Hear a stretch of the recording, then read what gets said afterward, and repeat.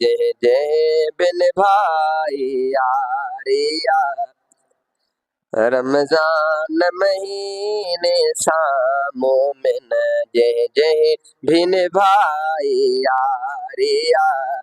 अल्लाह थियो राज़ी तन खां तेह बख्त पिरियल करारिया।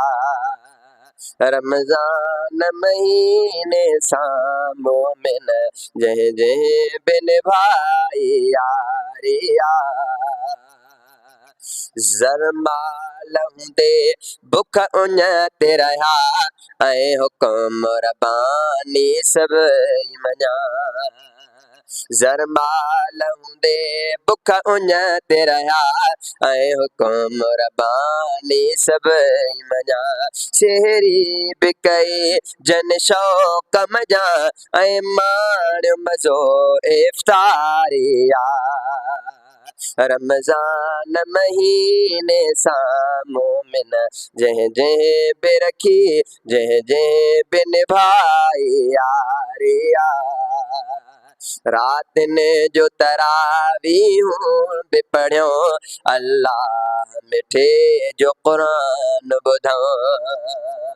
रात ने जो तरावीहूं बि पढ़ियो अल्लाह मिठे जो कुरान ॿुधऊं। सजदन ऐं रुकने में प्यार नहा सजदन ऐं रुकने में प्यार नहा। राज़ी कयो रब बारी आहे।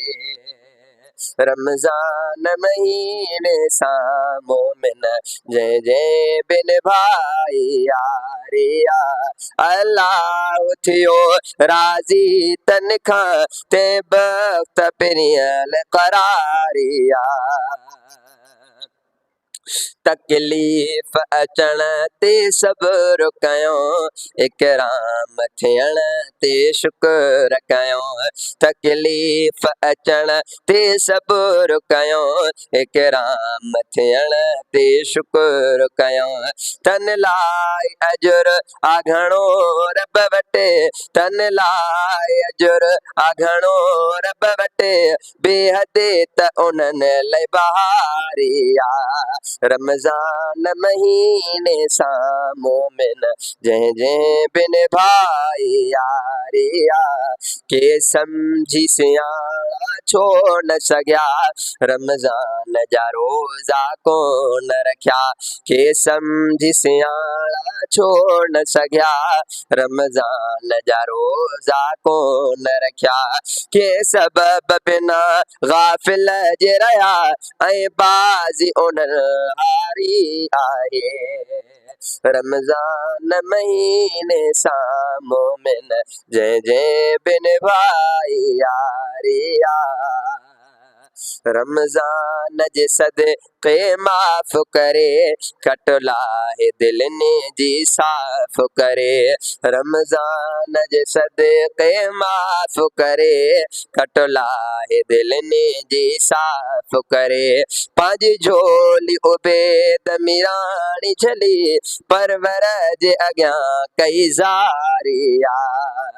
रमजान महीने सा मोमिन जन जन बिन भाई यारिया। अल्लाह थियो राज़ी तन खां ते बख्त पिरियल करारिया। रमजान महीने सा मोमिन जह जह बे रखी यारिया।